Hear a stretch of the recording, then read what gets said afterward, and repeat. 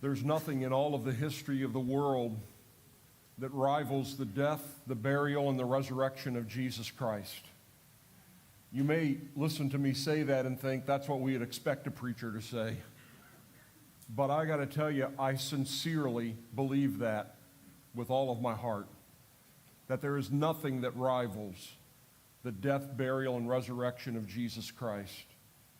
There have been many, many significant and momentous events in history whose consequences reverberate all the way up to the present moment, for sure. Very important events in history. But none, there's absolutely none in history that carries the same depth of meaning and personal application and cosmic consequence like the death and the burial and the resurrection of Jesus Christ.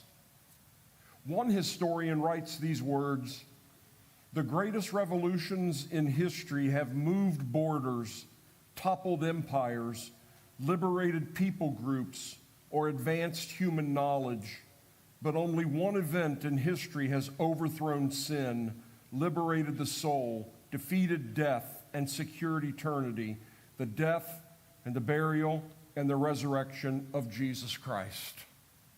And I think he is spot on with that. And considering tonight the death of Jesus, what I've been praying for each one of you and for myself is this. Or let me say it this way.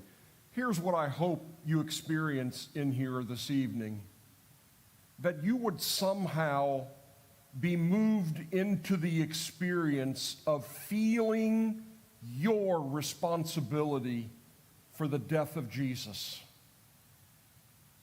That somehow you could feel in some way that it's because of you that Jesus had to be brutally executed. It's because of me. Not that we would just theologically nod our heads in agreement with a statement like that. I'm not interested in that so much tonight, and I hope you're not either. But that our hearts would feel it, and that we would know in some way, as the old spiritual song says, we were there when they crucified my Lord. By virtue of our sin, we were there, and we have a hand in the cause. To try to capture exactly what happened to Jesus on the cross, I don't think we have to look any further than at a little statement that the prophet Isaiah made 800 years before he was crucified. The statement goes like this: "And the Lord has laid on him the iniquity of us all." Personalize that, will you? "And the Lord has laid on him all of my iniquity." Eugene Peterson is a little more in your face with his rendering of this in the Message, as he puts it this way: God piled all of our sins, everything we've ever done wrong, on him. On him. Personalize that one too, will you? God piled on him all of my sins. Everything that I have ever done wrong or will do wrong was put on Jesus on the cross. We're the reason that he died. We gather tonight not just to reflect upon Calvary, but we gather tonight to reflect upon our part and how we are the reason that it had to happen. Let me give you some understanding of the words that Isaiah used. I think it'll help us. It's a good translation. The Lord has laid on him the iniquity of us all. There are several different Hebrew words that Isaiah could have chosen to communicate our sin, but he chose the one that is rightfully translated iniquity, and it is such a graphic word. The word in Hebrew means to twist or to pervert or to bend. The idea, or this picture of sin should give us, is that we twist and bend the ways that God expects us to live, the thoughts that God expects us to have, the words and the speech that God expects us to speak. We take and twist that and bend that and pervert that in a way that transgresses His will, transgresses His law, what He considers to be a blasphemous rebellion against Him, a heinous, blasphemous rebellion against Him. It makes sense that Isaiah chose that word because of what he wrote just before that statement. He said, "The Lord has laid on Him the iniquity of us all." But just before that, he wrote this: "We all, like sheep, have gone astray, and each one of us have turned to his," listen to this, "his own way." That's it. Because the clear implication to understanding sin as something that's twisted or bent or perverse or turned, the clear implication in that is that there is a straight way. There is a right way. There is a way that's true and pure and righteous and beautiful and good. And that's God's way. But what we have done is we have taken that right way, that way of truth and purity and beauty, and we have gone astray. We've bent it. We've twisted it. We've taken it a different way. So, for example, there is clearly a revealed way from God. We know the heart of God on how He wants us to respond when we're wronged. When something happens to us, when we're offended, we know what God wants us to do. But we tend to twist that and turn that and go our own way. I want to hold on to this. I want to be bitter. I don't want to forgive. I don't want to love. I don't want to treat this person as God has treated me. So I go off of His way and I bend another way. I go astray willingly, willfully and volitionally. I go astray and choose my own way. If you've ever wondered what's wrong with you, and by the way, we've all wondered that about you. Ever wondered what's wrong with us or what's wrong with this world? There it is.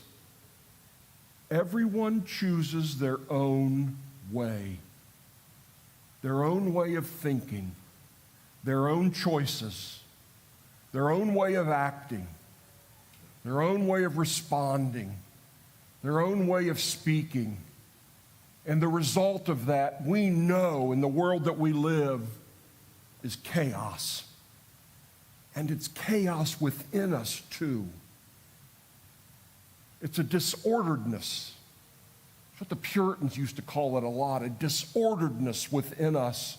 And the reason is we twist, we bend, knowing the straight and true and beautiful way that God calls us to live. And by the way that God calls us to live is not an ogre saying, walk this way, respond this way, speak this way, but rather it is a loving Creator who says, this is the way of peace for you. This is the way of joy. This is the way of contentment. This is the way of fulfillment. This is the way you're wired to honor and glorify me. But yet, in us, we're hardwired to want to go astray and bend. And that's what happened to Jesus on the cross. Every twisted thought, every twisted motive, every twisted action, every twisted word that you have ever had or will ever have was laid on him, piled on him at the cross. Were you there? You were. I bear responsibility for Calvary, and so do you. But if we're really to appreciate what happened at Calvary, we have to sort of crane our necks a little bit, keeping the cross in our field of sight here. We need to crane our necks a little bit and look behind it, because there's a backstory. There's a backstory to Calvary that, if we can appreciate, I think will bring us into a fuller appreciation of the crucifixion of Jesus Christ. And when we look beyond the cross, when we look behind it, what we ultimately see is a tale of two gardens. And if you understand what happened in these two different gardens, you'll see what took place with Jesus on the cross. The first is a garden I think you're pretty familiar with. It's called Eden. I don't know if you know, but the word Eden itself means delight. It means pleasure. And I hope that alone tells you something about God and how he feels about you and the human beings that he creates. God could have created anything for his first two humans to live in. He could have made any setting at all that he wanted, but what he did was he made a setting that is called Eden that was filled with pleasure and delight. Pleasure and delight to all of the senses for our grandparents, Adam and Eve. Everywhere they went, they could smell the freshness of the fruit trees. They could feel the breeze and listen to it rustling through the pristine, newly created vegetation. The taste of this fruit and everything that God had given them, all these seed-bearing plants to eat, was as pure and good and delightful as anything we've probably ever tasted. God didn't want them to just exist. God's not interested in us just existing. God's into your delight and your pleasure, the way that he's created it and what he wants for it. And he did it for Adam and Eve, placing them in this beautiful garden, lush garden. We're told there was this beautiful stream that ran through the Garden of Eden that watered all of the vegetation, and that stream gave way to four different beautiful rivers, the Pishon, the Gihon, the Tigris, the Euphrates. Can you just imagine this crystal clear, newly created water teeming with newly created creatures? This was a marvel. This was a wonder. This was a splendor to live in. And all of that, as great as it is, the best thing about the Garden of Eden is God was there. And Adam and Eve had unfettered access to God and his presence and their relationship with him. We're told that in the cool of the day, God would come and walk through the garden with them. Isn't that a great statement? The cool of the day. They would hear him coming. We know that because after the fall, they hid from him, and all of a sudden we're told they heard God moving around in the garden. They knew when God was showing up. And every cool of the day, the cool of the morning, the cool of the evening breezes, they could hear him moving and coming, and they would be with him in this unadulterated, beautiful time of presence and relationship. Of all the vegetation that was in the Garden of Eden, the Bible highlights two trees. One was a giant, beautiful tree that was called the tree of life. And it was called that because that's exactly what it symbolized. Life. All of life.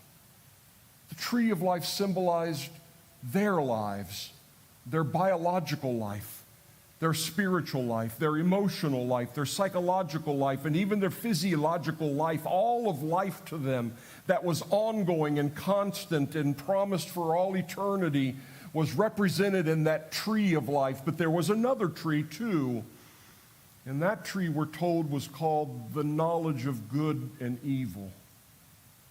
And that tree symbolized something that I think will click with you from my description of iniquity.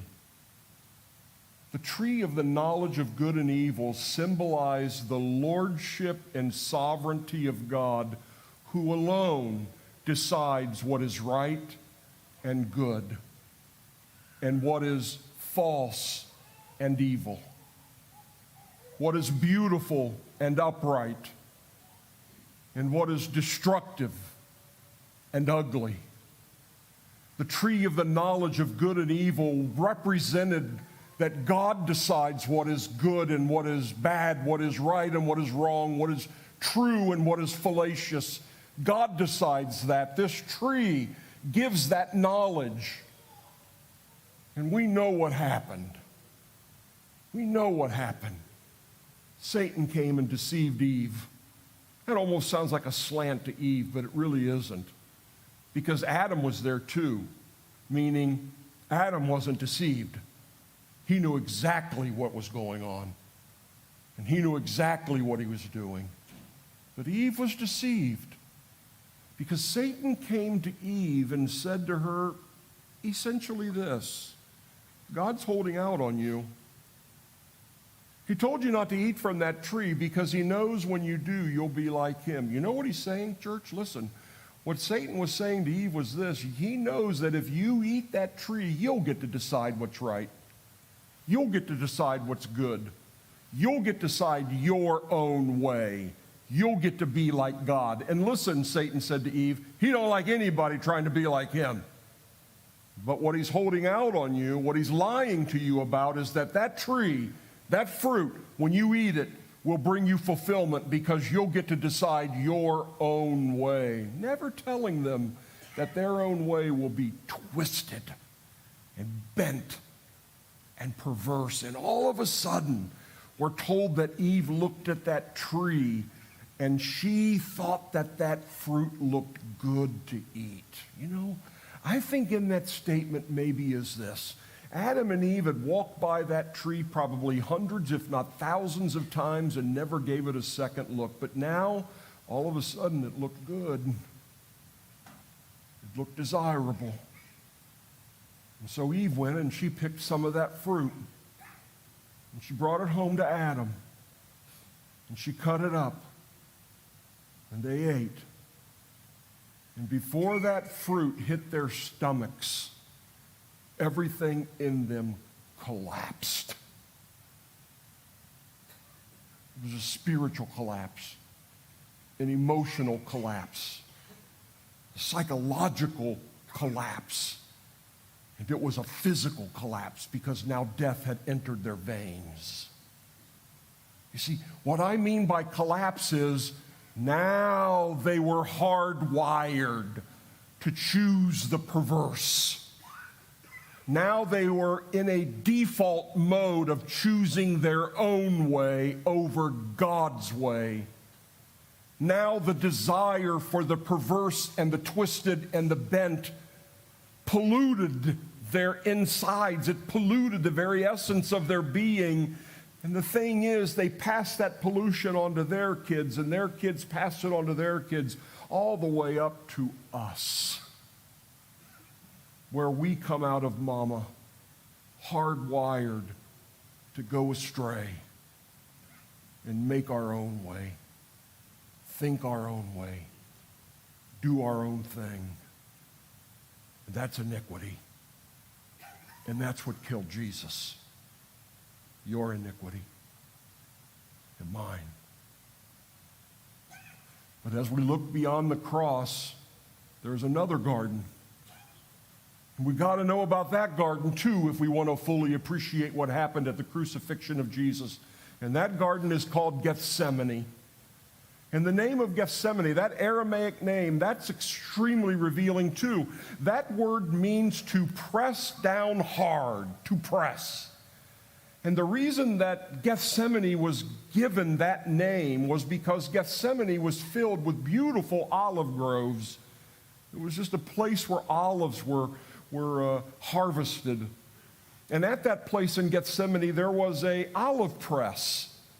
If you've never seen an olive press, picture a big round, maybe concrete slab with a a really wide groove that goes around the perimeter of it, and then picture a big, round, heavy concrete wheel that fit right into that groove.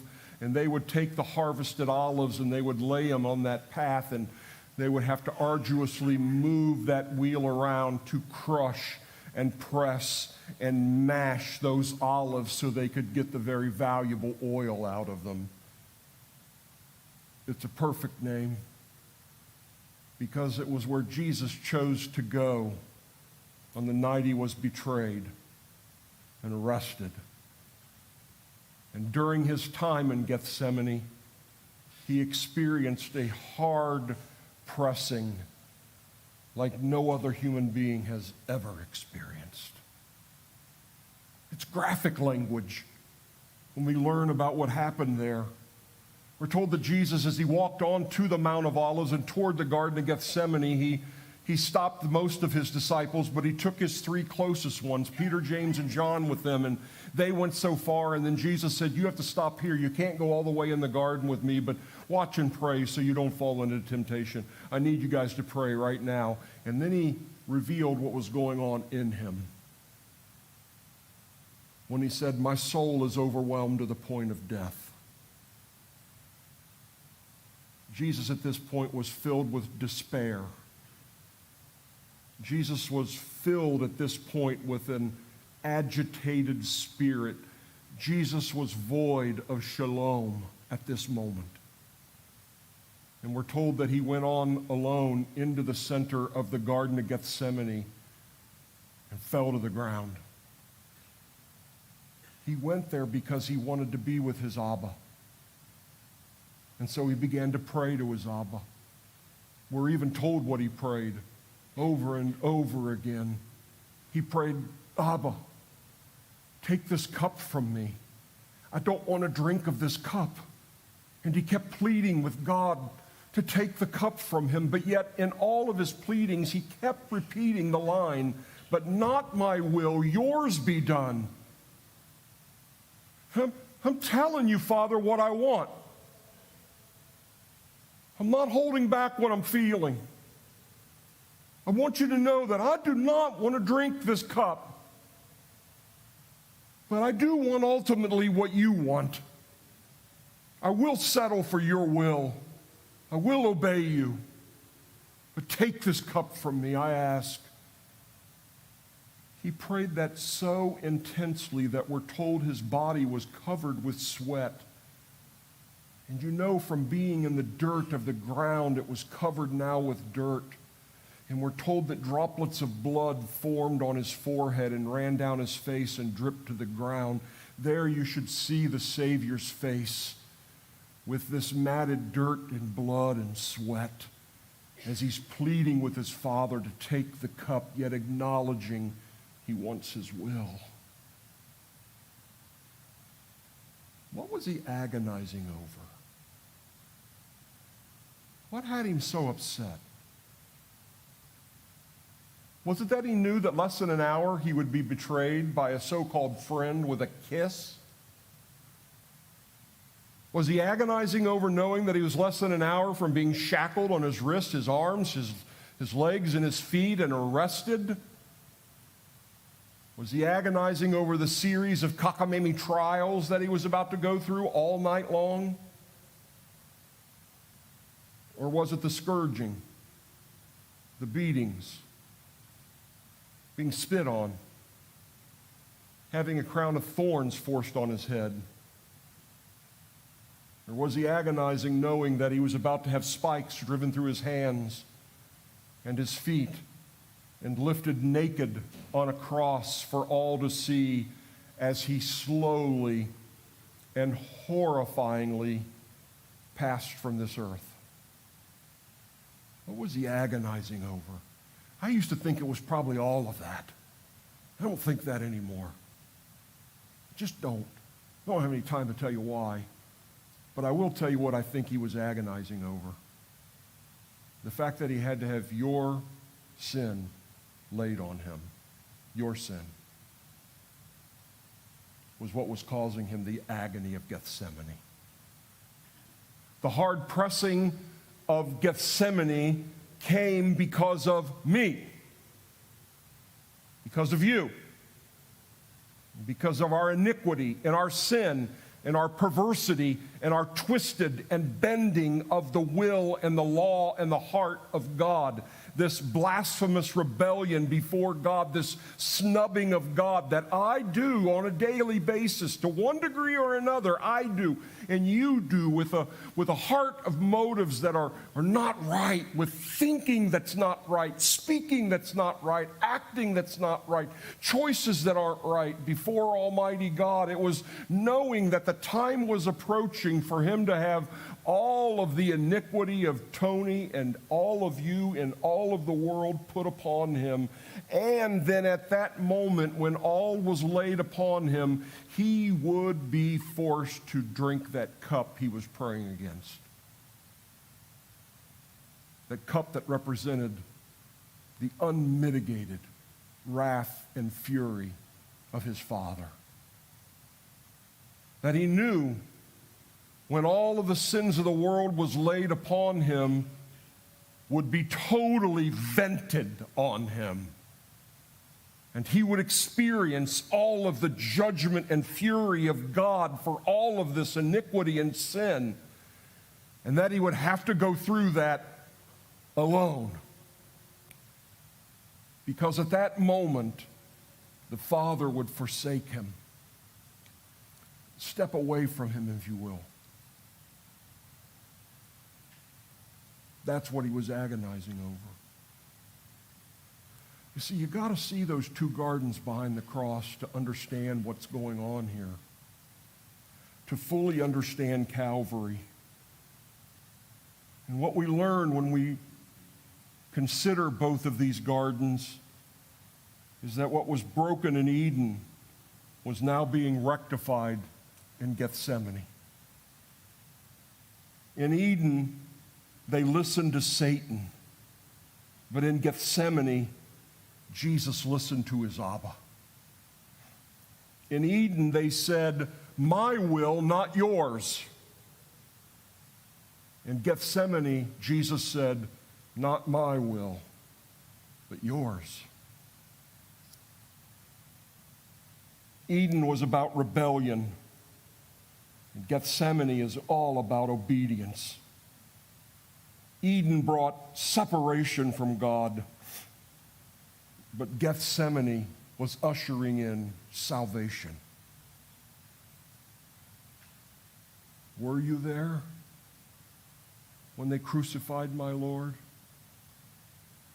You were. I want to invite you to bow your heads and close your eyes and just think for a moment. See the cross. And somehow, however, maybe your imagination will allow, see your iniquity on him.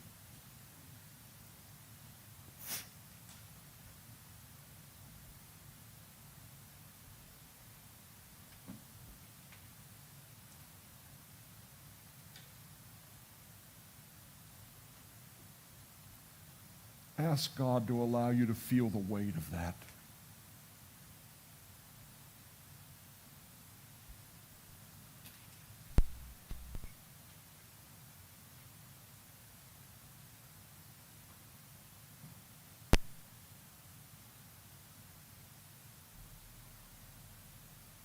Were you there? Were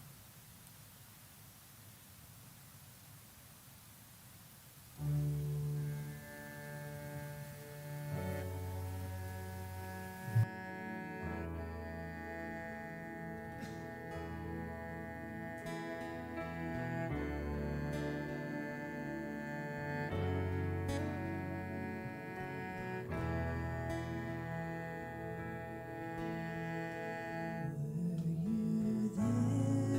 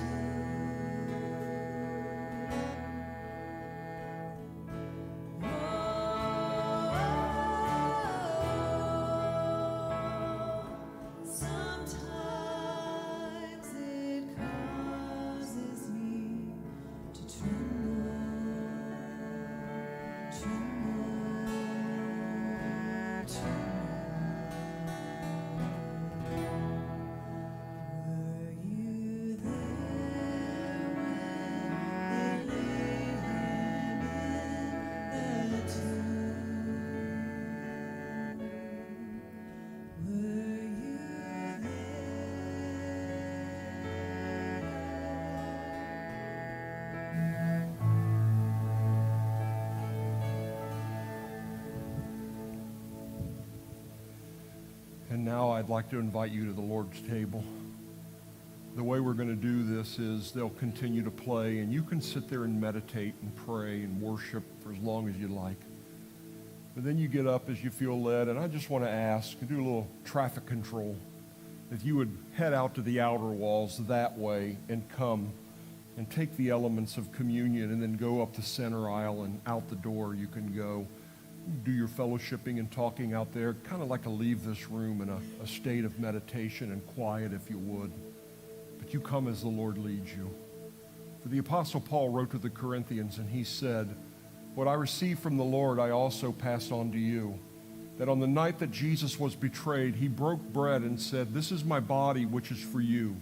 Eat this in remembrance of me.' And after he took the cup, and he blessed it also. And he said, 'This cup is the new covenant in my blood. Drink it as often as you do in remembrance of me. For as often as you eat this bread and you drink this cup, you proclaim the Lord's death until he comes.'" And that's what we're here tonight doing, proclaiming his death. You come as God leads.